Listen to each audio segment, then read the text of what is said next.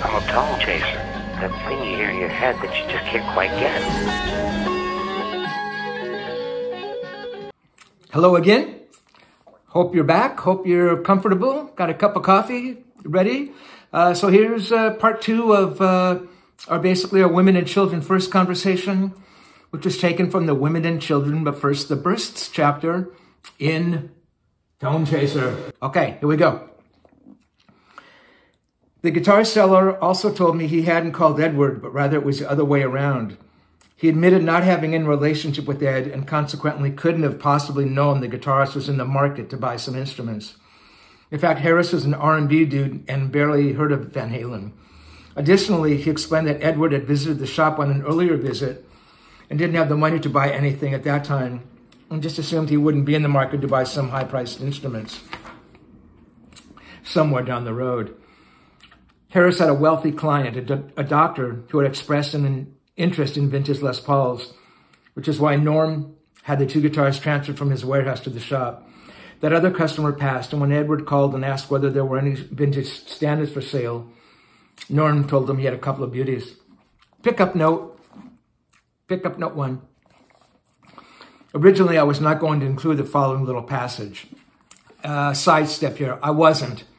I had never talked to Edward about this scene that's going to unfold here in a couple of minutes, so I wasn't going to include it. But Norman had spoken about it in his book, and because it was such an anomaly in terms of Edward playing Les Paul's Gibsons, I wanted to at least address that a little bit in the book. So here we go. I had never spoken to Edward about that, about the incident. And I was simply not going to address it because there was no way for me to prove or disprove the truthfulness or falsity of what happened.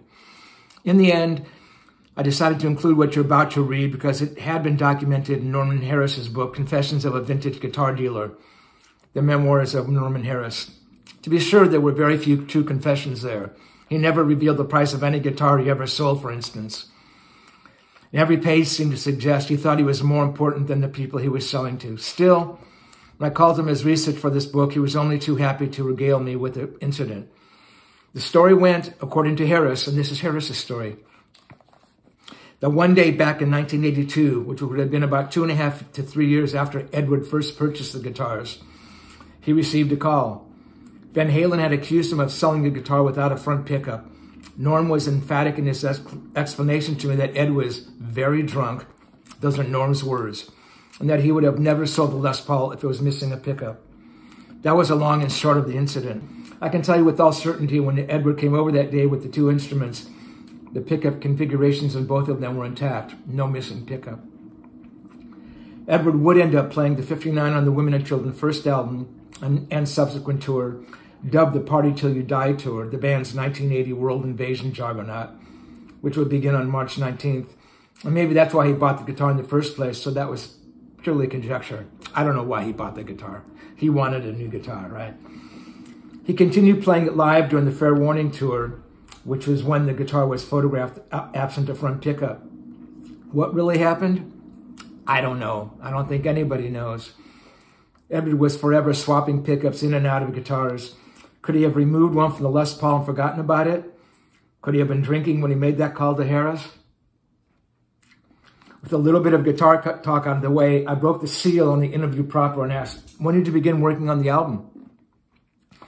Taking a second to light up a cigarette, he dove in. Oh, God. It's hard for me to tell you now. I mean, it seems like it's taking so long, but it's all been the red tape stuff, you know? I mean, the actual recording, we did all the music in 4 days. Really? Yeah. Except for the acoustic song. We did that, you know, at the very end. Because I guess we were waiting for the rain. But you can barely hear anyway. But the actual music took 4 days.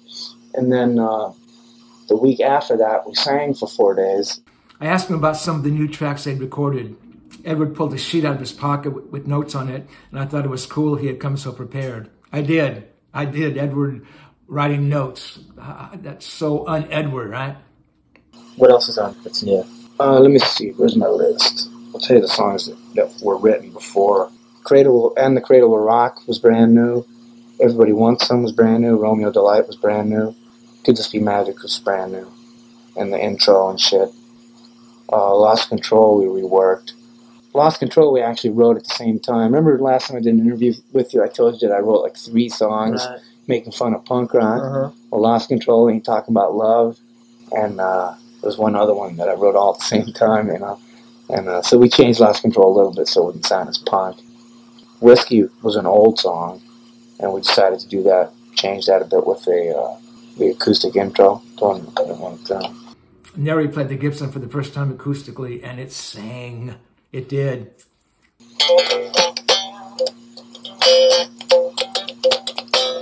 Yeah, it's a little old blues feel. Everything else is new. It's only actually 2 songs in here that were worked out before we went into the studio. The rest is just done now. Edward regaled me with anecdotes about the various songs and what was happening lyrically. I asked him about the acoustic track. Good to Be Magic is the acoustic song where we sound like a bunch of drunk fool sailors just getting into town, you know. Actually, the hook of the album title is in that. Better Save the Women and Children First. But it's not the title track. What is the album called? Women and Children First. But we decided to call the song Could This Be Magic? So all the program directors wouldn't play that song first if we called it Women and Children First. And that's about it. Okay. End of segment 2. Segment 3 coming up in the next day or the next hour. Whenever my YouTube guys can get it together, because I don't know anything about having to upload this stuff. So hope you're digging it, and hope you're digging hearing Edward speak and me explain and me read. So we'll see in a little bit. That you can obtain the book through me, through my link, paypal.me/Tonechaser. The book is $47, which includes shipping here in the U.S. Don't forget your address, and please send those PayPal payments as family and friends, because we're all friends, right?